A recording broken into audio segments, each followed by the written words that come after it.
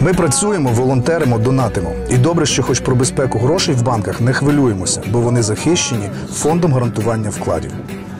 Навіть якщо ваш банк збанкрутує, Фонд гарантування вкладів поверне усі кошти без обмежень. На час воєнного стану та 3 місяці після діють 100% гарантії на кошти громадян в українських банках.